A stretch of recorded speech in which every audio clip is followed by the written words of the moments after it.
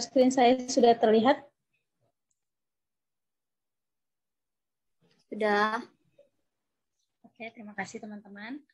Assalamualaikum warahmatullahi wabarakatuh. Shalom, Om Swastiastu, Namo Buddhaya, dan salam kebajikan. Selamat siang buat teman-teman semua. Pertama-tama saya mengucapkan terima kasih banyak kepada teman-teman sudah hadir di presentasi kita pada siang hari ini. Kelompok kami akan mempresentasikan hasil kerja kami yang berjudul Resesi Ekonomi Dunia Perparah Kemiskinan di Benua Afrika. Adapun anggota kelompok kami ada Aulia Aryani Safitri, Fajriani, Dwi Septi Wida Putri, saya sendiri Widiawati Mirum Kusminda, dan juga Serada Yunda Agisti. Untuk materi pertama itu akan saya sampaikan untuk membahas masalah pertama, yaitu resesi ekonomi dunia. Seperti yang kita tahu bahwa saat ini sistem perekonomian dunia sedang mengalami penghambatan pertumbuhan karena adanya pandemi COVID-19 di awal tahun 2020 lalu. Dan karena adanya pandemi ini mempengaruhi sistem perekonomian dunia bagi negara-negara, termasuk negara maju dan juga negara berkembang.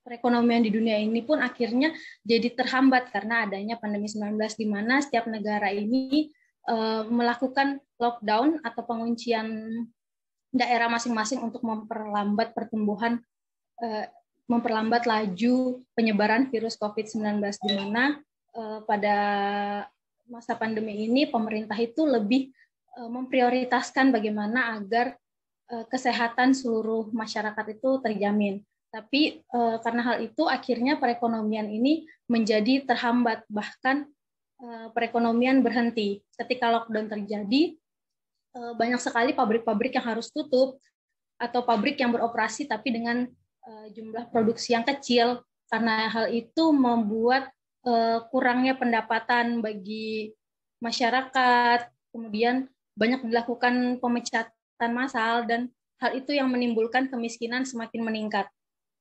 Dalam kasus resesi ekonomi dunia yang terjadi saat ini, dunia bahkan telah kehilangan output ekonomi sebesar 12 triliun US dollar selama 2 tahun terakhir ekonomi, di mana pada tahun 2020 ekonomi dunia ini menyusut hingga minus 2,07% dan menjadi catatan terburuk sejak krisis moneter tahun 1998. Di mana karena resesi ekonomi ini, negara-negara berkembang yang memang hitungannya perekonomiannya belum stabil seperti negara-negara maju pun menjadi negara yang paling terdampak di berbagai bidang baik secara regional maupun global. Hal ini juga termasuk berdampak kepada negara-negara yang ada di benua Afrika.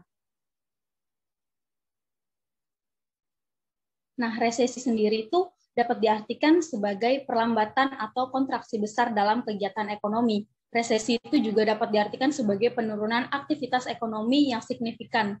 Resesi ekonomi adalah kondisi di mana produk domestik bruto suatu negara ini mengalami penurunan selama dua kuartal berturut-turut, yang menyebabkan pertumbuhan ekonomi realnya ini bernilai negatif, yang dimana hal ini akan memicu kerugian pada perusahaan, peningkatan pengangguran, dan bahkan kebangkrutan ekonomi. Selanjutnya, ciri-ciri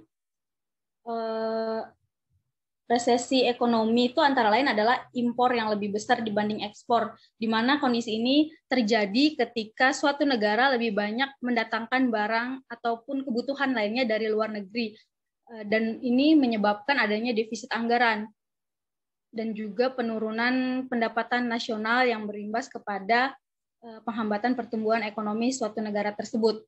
Sementara itu ekspornya menjadi kurang dan pendapatan negara tersebut menjadi berkurang. Selanjutnya yang kedua ada pertumbuhan ekonomi melemah hingga 2 kuartal berturut-turut.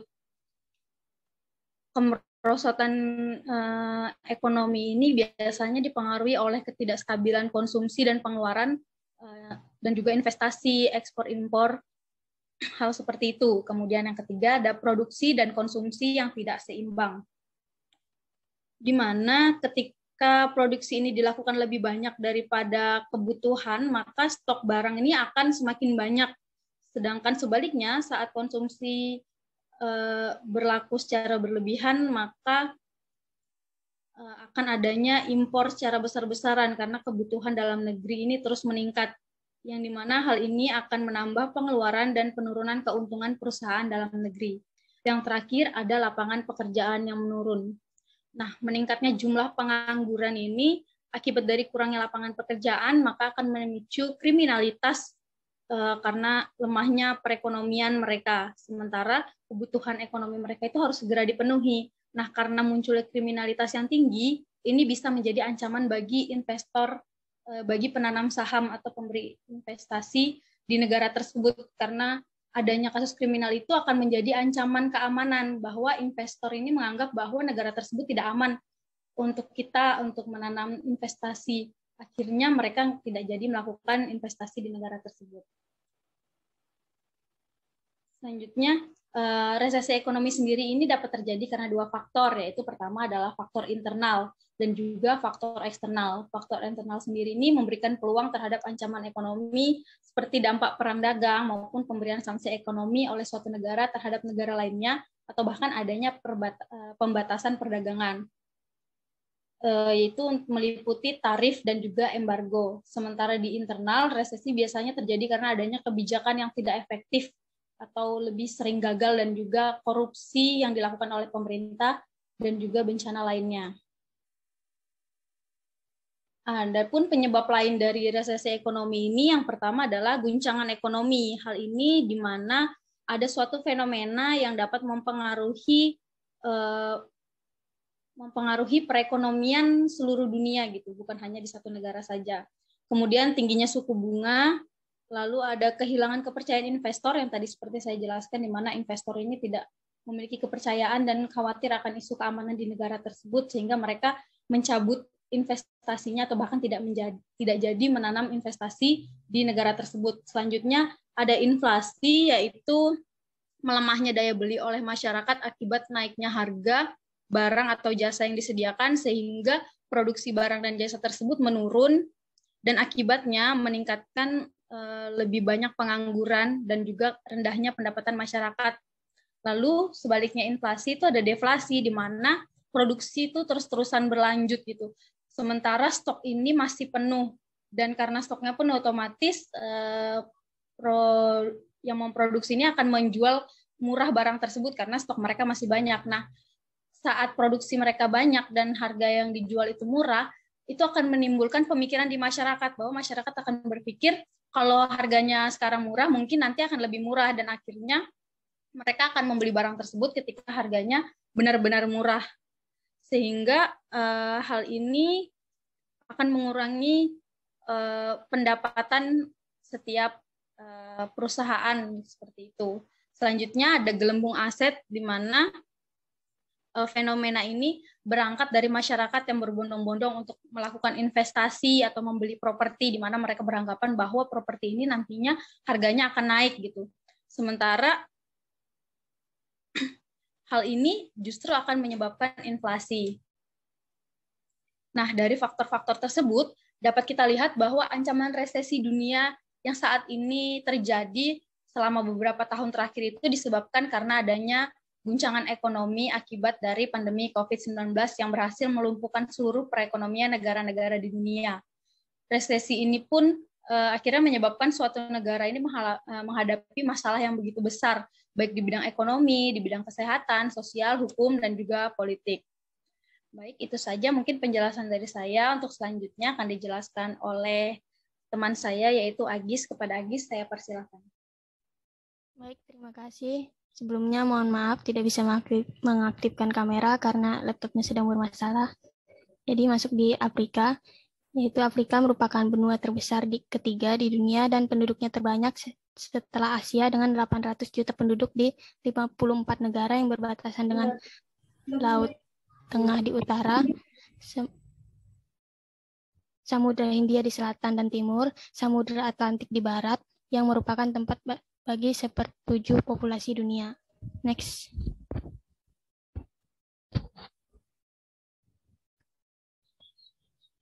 Afrika yang terkenal dengan keeksotisan dan memiliki kandungan berbagai kekayaan sumber daya alam yang sangat berlimpah, mulai dari aneka tambang seperti uranium, minyak, emas, perak, dan lainnya. Namun Afrika terkenal sebagai benua termiskin. Di samping pertumbuhan global dan menurunnya angka-angka kemiskinan di antara tahun 1981 dan 2002, menurut data dari World Bank, jumlah orang yang hidup dalam kemiskinan yang tinggi di Afrika bagian sub-Sahara meningkat hampir 2 kali lipat dari 164 juta menjadi 303 juta orang. Kemudian pada tahun 2015, jumlah orang termiskin meningkat menjadi 336 juta orang. Penyebab kemiskinan di Afrika tidak berbeda jauh dengan penyebab kemiskinan di seluruh dunia. Yang pertama meliputi kerawanan pangan, keterbatasan akses sumber air bersih, korupsi pemerintah, hingga infrastruktur yang buruk. Selain itu juga dari pengetahuan, aspirasi, ketekunan nilai, percaya diri, dan harga diri. Next slide.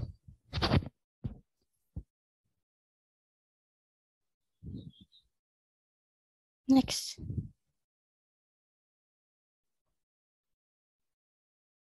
Berikutnya masuk di definisi kemiskinan, di mana kemiskinan merupakan isu global yang sampai saat ini belum berhasil dipecahkan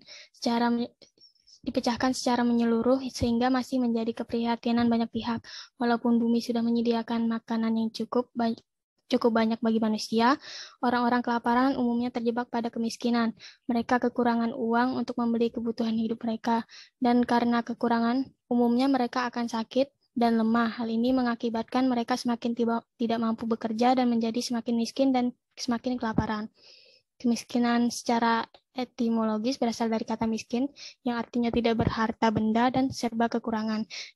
Namun secara harfiah, Kamus Besar Bahasa Indonesia, tingkat miskin berarti tidak berharta benda. Miskin juga berarti tidak mampu mengimbangi tingkat kebutuhan hidup standar, tingkat penghasilan dan ekonominya rendah. Kemiskinan dapat didefinisikan sebagai suatu standar tingkat hidup yang rendah, yaitu kekurangan materi pada sejumlah atau segolongan orang dibandingkan dengan standar kehidupan yang berlaku dalam masyarakat yang bersangkutan. Next.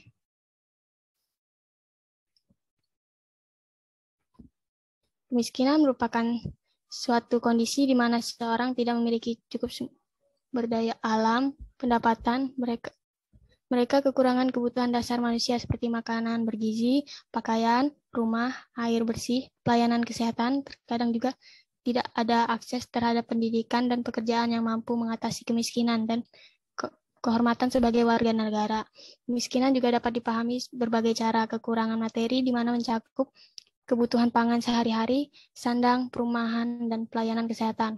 Kebutuhan sosial termasuk ketergantungan dan ketidakmampuan untuk bersosialisasi dengan masyarakat, mencakup pendidikan dan informasi, kekurangan penghasilan dan kekayaan yang memadai.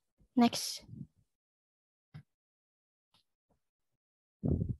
Berikutnya ada faktor kemiskinan di Afrika. Yang pertama dari sejarahnya, beberapa peneliti berpendapat bahwa kolonialisme memiliki dampak positif dan ada juga yang berpendapat bahwa pembangunan Afrika terhambat akibat pemerintahan kolonial. Menurut Walter Rodney dalam bukunya How Europe Underdeveloped Africa berpendapat bahwa kebijakan kolonial secara langsung bertanggung jawab untuk banyak masalah pada Afrika modern. Kolonialisme melukai kebanggaan, harga diri, dan kepercayaan Afrika. Kemudian Frantz Fanon dalam bukunya The Wretched of the Earth, semua penguasa kolonial di Afrika meninggalkan cara hidup yang benar-benar menghancurkan, sehingga efek sebenarnya dari kolonialisme bersifat psikologis, bahwa dominan kekuatan asing menciptakan rasa inferioritas dan penaklukan abadi yang menciptakan penghalangan untuk pertumbuhan dan inovasi. Dengan membangun ulang orang-orang di sana dengan diajarkan di sekolah-sekolah kolonial untuk membenci segala sesuatu tentang diri sendiri seperti kulit, bahasa, pakaian, hingga adat istiadat mereka. Bahkan dewa mereka juga diganti dengan kepercayaan otoritas kolonial. Kemudian L. Hagen and Peter Dignan berpendapat bahwa kolonialisme menguntungkan Afrika, di mana kolonialisme dianggap sebagai mesin paling manjur untuk difusi budaya. Berikutnya ada selain kolonialisme, sumber daya manusia Afrika termasuk yang buruk. Berdasarkan data dari UNICEF, penyebab angka kematian di Afrika dikarenakan adanya konflik berkepanjangan, penyakit HIV/AIDS, virus Ebola, virus Zika yang terjadi hampir di seluruh Afrika. Selain angka kematian ibu dan anak yang tinggi di Afrika, kualitas sumber daya manusia juga rendah, di mana jumlah anak yang melaksanakan pendidikan sangat sedikit. Dan menurut data dari UNESCO, 33,8 juta anak tidak bersekolah dan hampir tidak ada anak perempuan yang menyelesaikan sekolah menengah. Banyak penduduk yang tidak menyadari pentingnya pendidikan, sehingga lebih baik mereka bekerja dan membantu orang tuanya dibandingkan menempuh pendidikan. Berikutnya ada kondisi geografi Afrika, juga memperlambat ekonomi karena Afrika sering mengalami kekeringan dan mengakibatkan kenaikan tajam harga pangan. Dari segi geologis, daratan benua Afrika lebih unik dibandingkan benua lainnya. Sebagian besar daerah di benua Afrika berada dalam iklim tropis dan hal tersebut mengakibatkan kawasan Afrika memiliki temperatur yang tinggi kecuali di daerah Tenggara yang memiliki temperatur yang lebih rendah. Adapun faktor lainnya yaitu perbedaan bahasa, di mana negara-negara Afrika kesulitan berkomunikasi karena perbedaan bahasa yang banyak. Berikutnya ada ketidaksetaraan pendapatan juga merupakan faktor lainnya, di mana orang miskin di Afrika sangat menderita dengan pendapatan mereka yang kecil, bahkan dari mereka yang mati kelaparan. Sedangkan orang kaya mendapatkan pendapatan yang sangat besar sehingga sering menimbulkan konflik yang memicu ketidakstabilan di sejumlah negara di Afrika. Berikutnya, negara Afrika juga sering mengalokasikan anggaran dan penggunaan utang luar negeri dengan menginvestasikan uangnya untuk hal yang tidak penting, yang tidak memiliki dampak jangka panjang, dan anggaran sering disalahgunakan untuk mengembangkan mega proyek yang tidak berguna, seperti pembangunan bendungan di Ghana dan Mesir yang justru merusak lingkungan dan tidak berguna.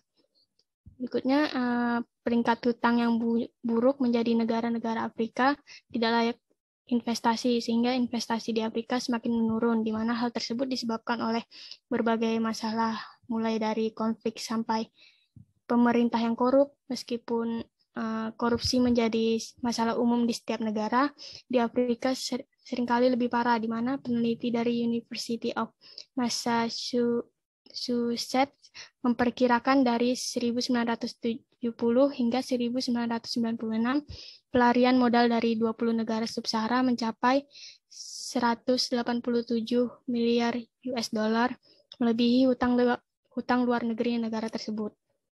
Faktor lainnya yaitu konflik berkepanjangan, di mana negara Afrika dikenal dengan rawan konflik dan kekerasan seperti di Sudan Selatan, Somalia, Zimbabwe, Sudan, Chad, dan Republik Kongo. Bahkan pemerintah Somalia tidak memiliki otoritas atas sebagian besar wilayahnya, sehingga disebut negara gagal. Kemudian perang saudara di Republik Demokratik Kongo dan Sudan Selatan membuat sebagian warga hidup di bawah garis kemiskinan, di mana kekayaan alam dan mineral habis untuk mendanai perang dan kepentingan pribadi. Kebanyakan kelaparan lebih disebabkan oleh kurangnya pendapatan dibandingkan kekurangan makanan, di mana makanan memiliki efek menghancurkan pertanian lokal dan memberikan manfaat agribisnis barat yang kelebihan dalam memproduksi makanan sebagai akibat dari subsidi pertanian. Salah satu kritikus yaitu Dambisa Moyo, yang merupakan seorang ekonom Zambia yang berbasis di Amerika Serikat, menyoroti bagaimana bantuan asing menjadi penghalang bagi pembangunan lokal, di mana bukti yang berkembang menunjukkan bahwa bantuan luar negeri justru membuat benua Afrika menjadi lebih miskin. Next slide.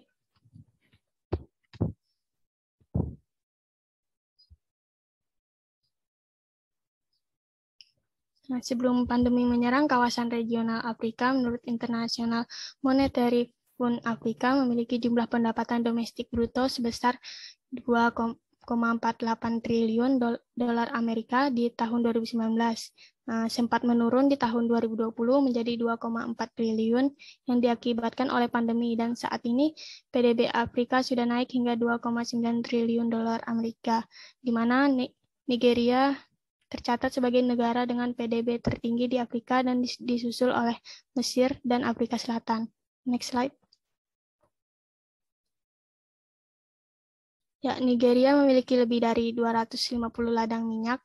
Banyaknya ladang minyak tersebut membuat Nigeria menjadi eksportir terbesar di Afrika dan menempati 10 besar di dunia. Bahkan Nigeria menyumbangkan sekitar 2,5% dari produksi minyak dunia dengan rata-rata di atas 2 juta barel per harinya. Penemuan minyak di Nigeria membawa perubahan bagi sumber pemasukan negara dari pertanian menjadi industri minyak. Sumber daya utama pendapatan ekspor negara yang berasal dari hasil pertanian semakin digantikan oleh ekspor minyak. Sedangkan Afrika Selatan merupakan negara dengan pengkonsumsi minyak terbesar di Afrika untuk memenuhi kebutuhan minyak dalam negerinya.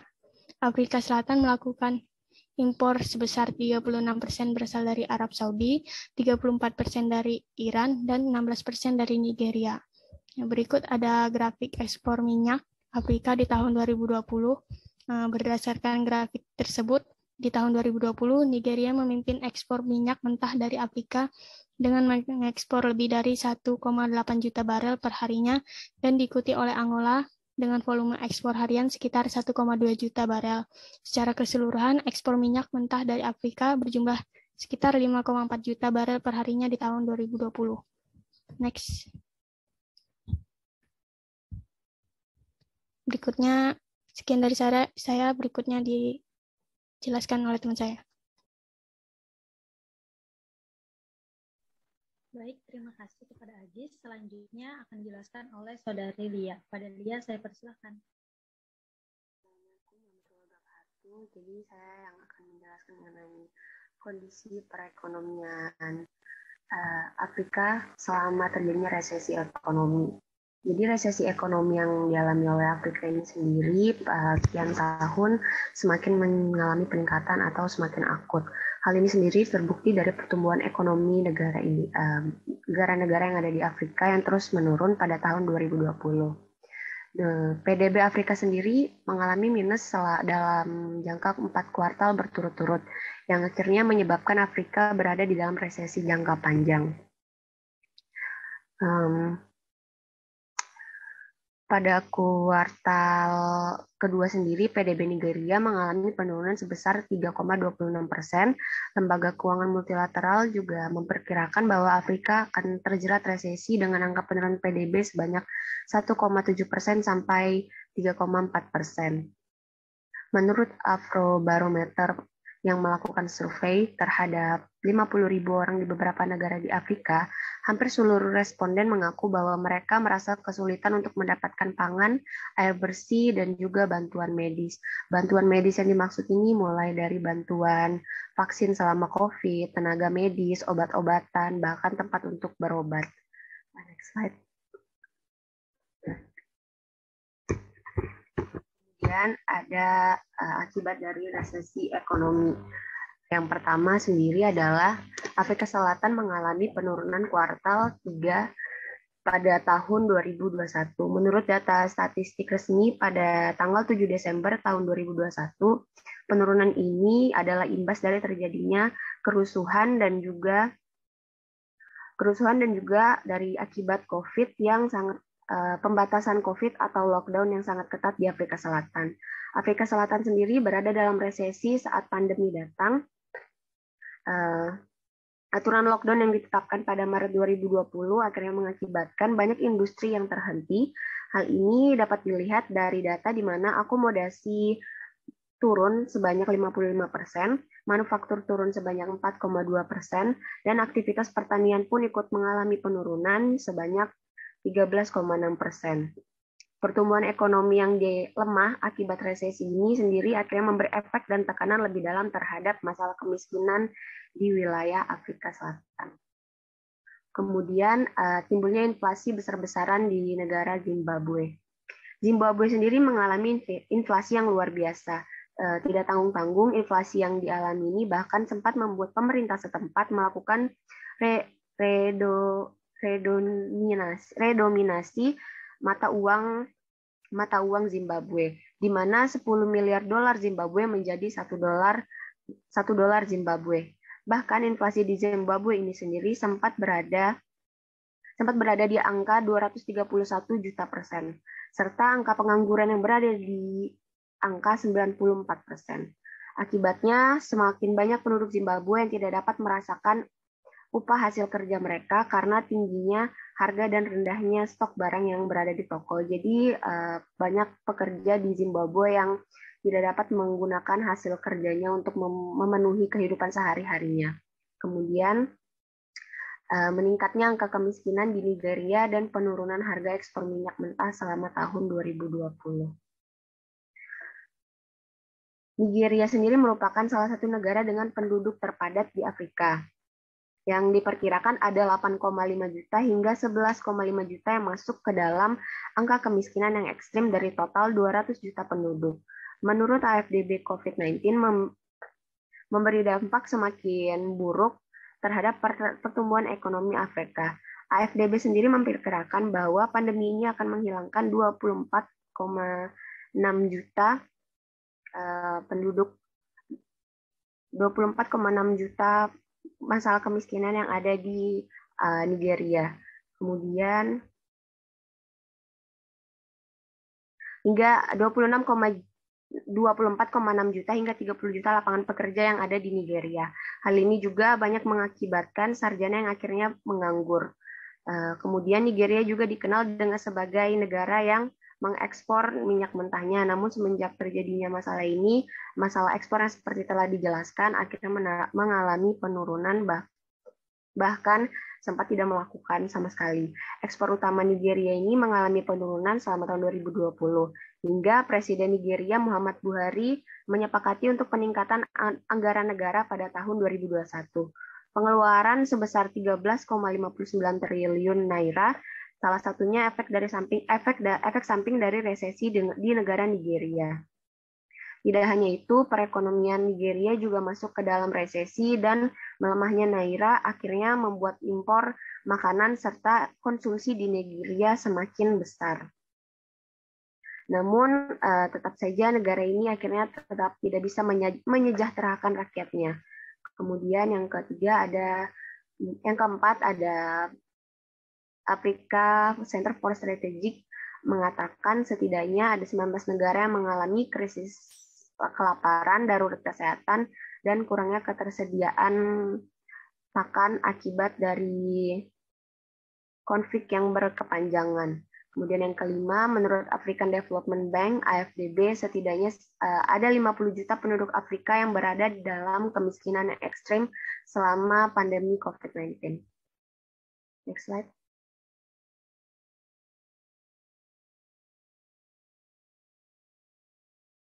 Lalu mengapa isu kemiskinan dari benua Afrika ini dapat dikatakan menjadi isu global? Akibat dari semakin yang meningkat angka kemiskinan, akibat dari resesi ini, Afrika menjadi satu-satunya benua yang mengalami peningkatan kriminalitas dan kekerasan selama pandemi. Kekerasan massa sendiri mengalami peningkatan sekitar 78%.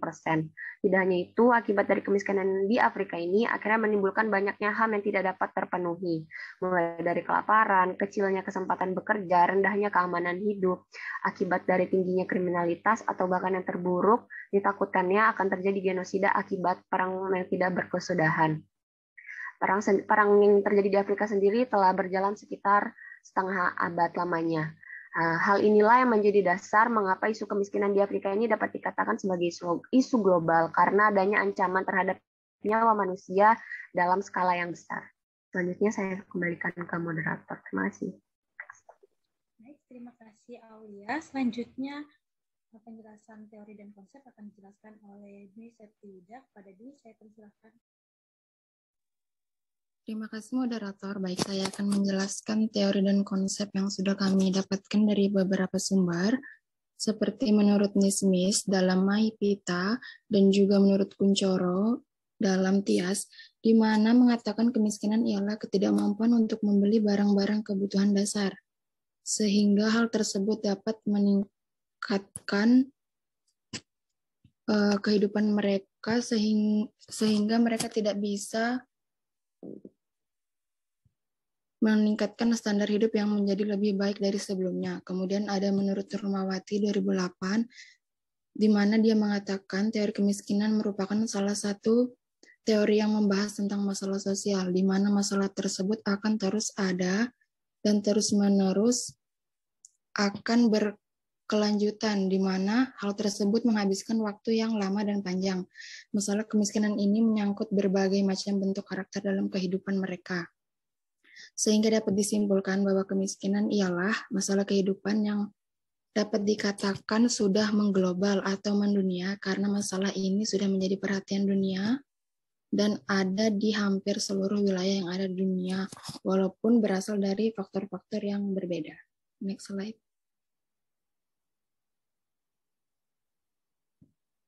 Kemudian ada teori Nurse dalam Kuncoro. Kemiskinan ini bertumbuh pada teori lingkaran setan kemiskinan, di mana adanya ketidaksempurnaan pangan, kurangnya modal, dan faktor-faktor lainnya, di mana faktor tersebut sangat amat berdampak pada saat masyarakat yang ingin mencukupi kehidupan mereka di setiap harinya. Selain daripada itu, menurut Badan Pusat Statistik BPS 2016, mengatakan kemiskinan ialah ketidakmampuan seseorang dalam memenuhi kebutuhan hidup dari sisi ekonomi, materi, dan fisik, di mana hal tersebut menjadi nilai pengeluaran dari hidup per individu. Kemudian menurut BPS ada ukuran 11 kemiskinan, di mana di dalamnya ada 2 tipe kemiskinan, yakni garis kemiskinan makanan yang di dalamnya berisikan tentang nilai kebutuhan pada minuman dan makanan perharinya. Kemudian ada garis kemiskinan non-makanan, di mana di dalamnya ada nilai kebutuhan sandang, pangan, kesehatan, dan aspek lainnya. Next slide.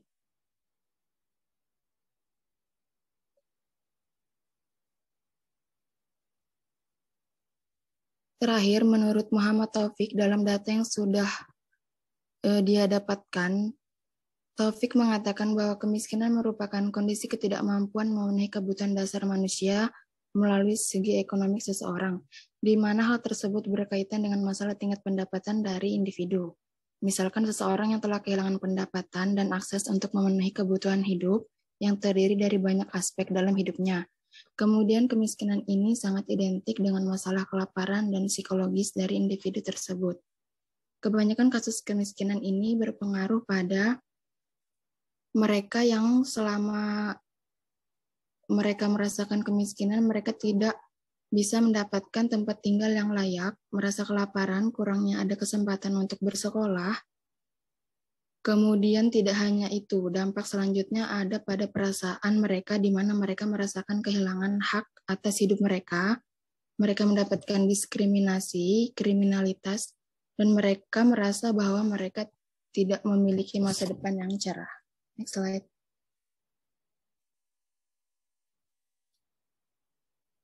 Seperti yang sudah dibahaskan oleh pemateri sebelumnya, faktor utama yang menyebabkan kemiskinan ini terjadi ada 6, di mana adanya tingkat populasi yang tinggi namun dengan kondisi sumber daya dan ruang terbatas, dan distribusi sumber daya yang tidak seimbang dalam ekonomi dunia, adanya ketidakmampuan untuk mengikuti standar hidup yang tinggi, ketidakmampuan mengakses pendidikan dan pekerjaan, adanya degradasi lingkungan di negara tersebut, kurangnya tanggung jawab per individu, dan ketergantungan mereka terhadap kesejahteraan.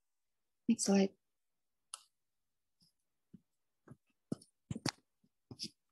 Dari teori dan konsep yang sudah saya jelaskan, konsep kemiskinan yang terjadi di Afrika ini berasal dari beberapa faktor, seperti kerawanan pangan, sumber daya manusia Afrika yang dianggap paling buruk di dunia, kesulitan berkomunikasi karena adanya perbedaan bahasa, ketidaksetaraan pendapatan, keterbatasan akses pada sumber daya manusia, dan juga sumber air bersih,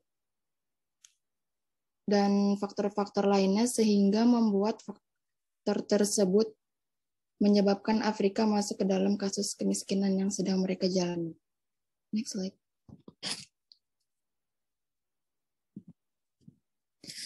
Terakhir, berdasarkan uraian tersebut, semua faktor-faktor kemiskinan yang ada di Afrika sangatlah banyak, sehingga penanganan kasus kemiskinan di sana juga membutuhkan waktu yang lama dan panjang, khususnya Afrika dengan tingkat pendidikan yang rendah, sehingga membuat sumber daya manusia di sana sangat terganggu. Kemudian karena rendahnya tingkat pendidikan di sana juga berdampak pada kesehatan, di mana orang-orang di sana tidak memiliki ilmu pengetahuan yang lebih, sehingga mereka tidak dapat menangani orang-orang yang sakit di sana. Oleh karena itu, pendidikan di sana sangat amat diharapkan sebagai salah satu solusi untuk negara di sana, khususnya benua Afrika, agar mereka bisa keluar dari kasus kemiskinan ini. Sekian dari saya kembalikan ke moderator. Terima kasih.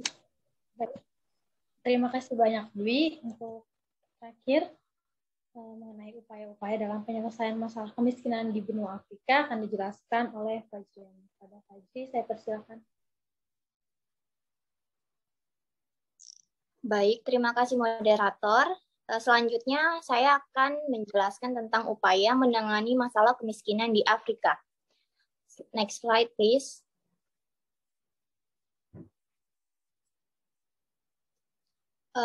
Seperti yang kita ketahui, Afrika merupakan negara yang kerap dikaitkan dengan kemiskinan, kelaparan, dan perang. Kemiskinan yang dialami oleh negara ini memang terbilang sangat ekstrim dan tidak dapat diberantas tanpa adanya transformasi struktural ekonomi benua.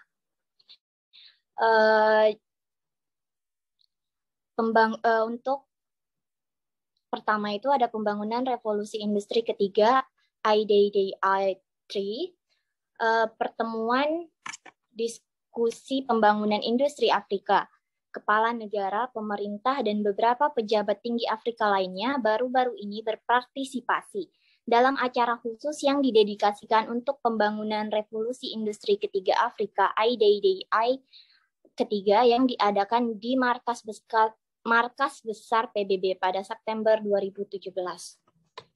Next slide, please.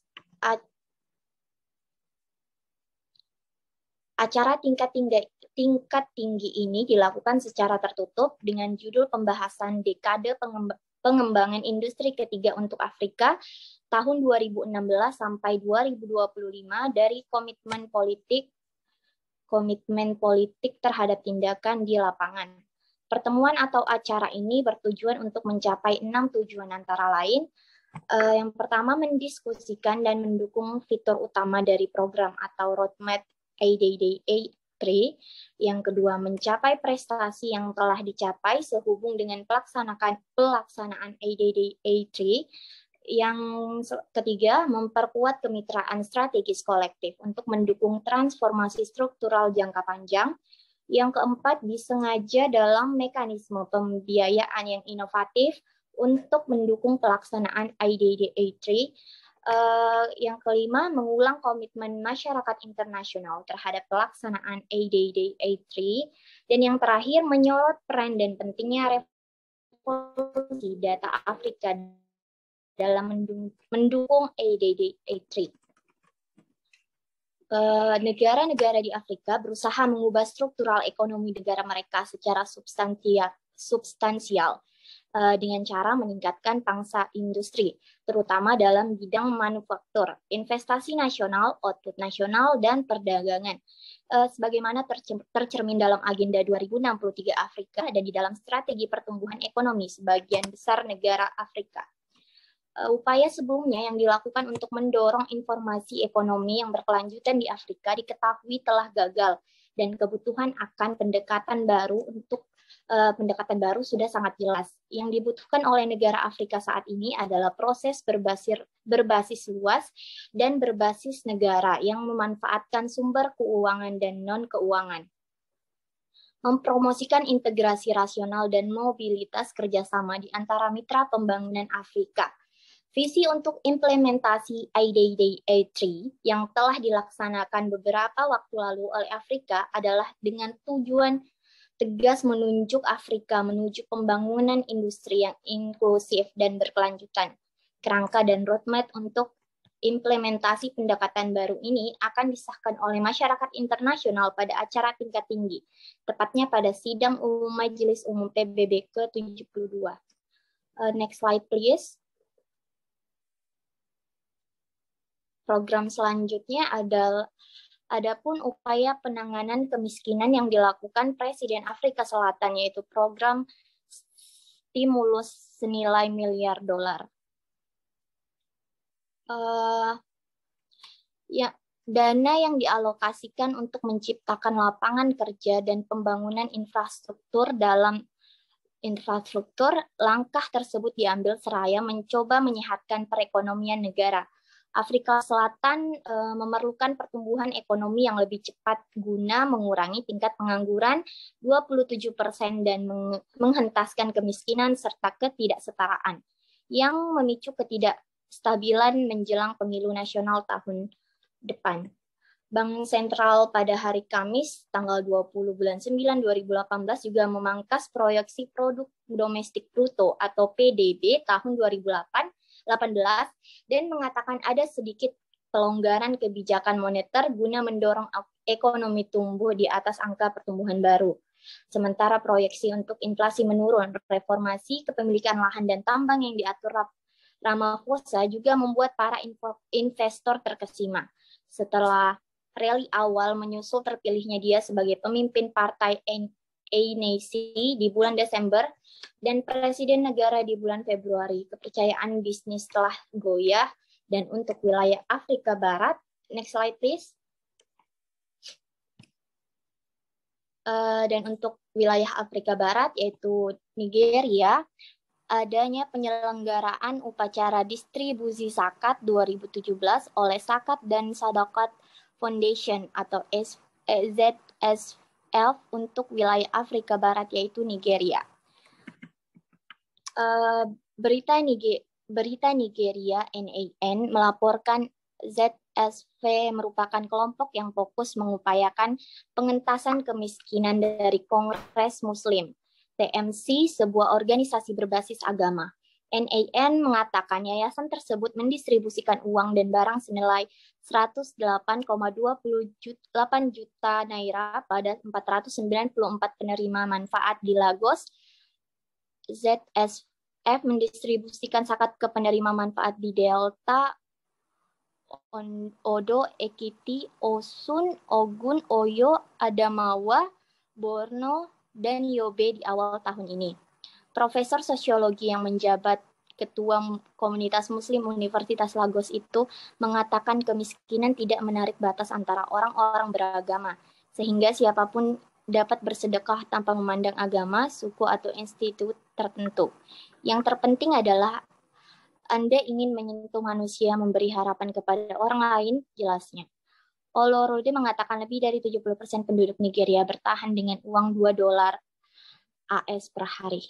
Sekian. Saya kembalikan ke moderator.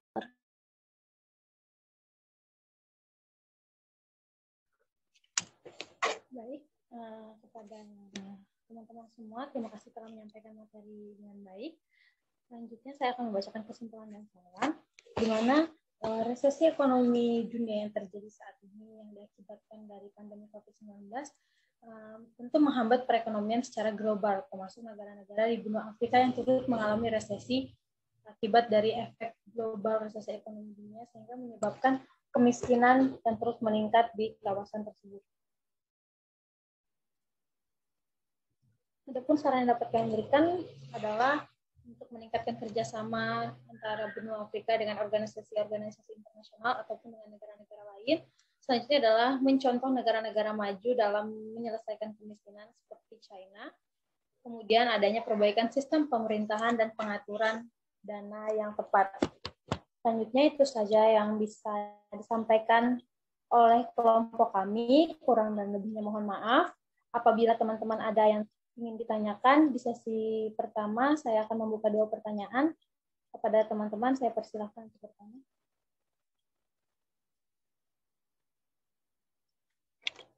Baik, sudah ada Nur Hamidah. Kepada Nur Hamidah, silahkan untuk unmute. Oke, terima kasih atas kesempatannya. Mohon maaf jika pertanyaannya tadi sudah dijelaskan karena jaringan saya unstable. Pertanyaannya, mengapa bantuan luar negeri tadi sudah dijelaskan justru menjadi faktor kemiskinan di Afrika? Apakah hal tersebut itu dikarenakan bantuannya yang memang kasarnya itu tidak berguna atau cara penggunaannya gitu, kayak penyalahgunaan bantuannya gitu dari penduduk Afrika sendiri. Oke, mungkin itu saja. Terima kasih. Assalamualaikum warahmatullahi wabarakatuh. Baik, terima kasih banyak atas pertanyaannya Nur Hamidah. Mungkin teman-teman ada yang ingin bertanya lagi untuk satu orang sebelum kami menjawab pertanyaan.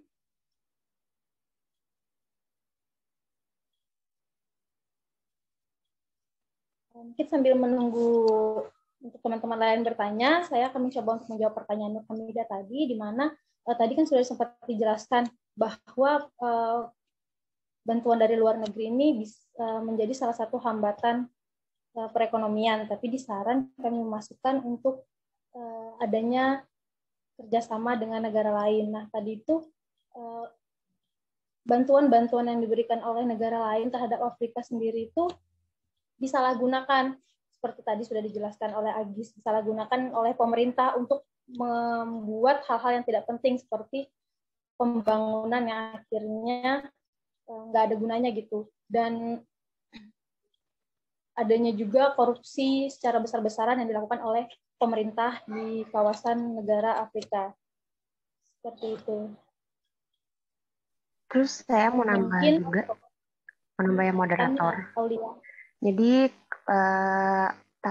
sekitar tahun pas pandemi itu sempat ada diberikan bantuan kepada Sudan, cuman pas di tengah-tengah jalan menuju ke Sudan itu, menurut PBB terjadi 950 penolakan bantuan untuk Afrika. Hal ini tuh sendiri dilakukan oleh Tentara Pembebasan Rakyat Sudan.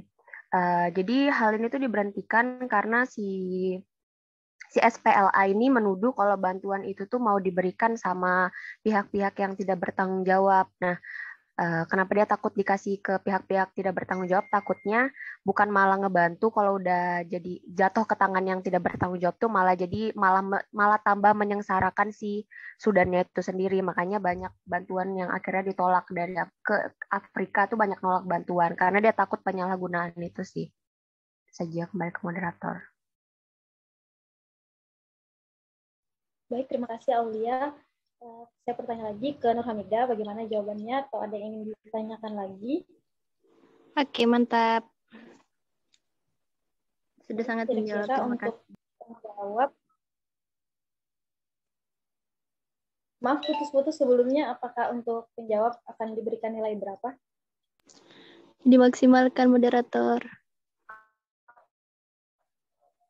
Baik, terima kasih banyak Nur Hamidah. Mungkin buat teman-teman lain ada yang ingin bertanya, dipersilahkan. Baik, mungkin karena tidak ada lagi pertanyaan dari teman-teman, saya bisa akhiri saja presentasi kelompok kami pada hari ini. Apabila ada kurang dan lebih, saya memohon maaf. Terima kasih kepada teman-teman yang sudah hadir. Wassalamualaikum warahmatullahi wabarakatuh dan selamat siang.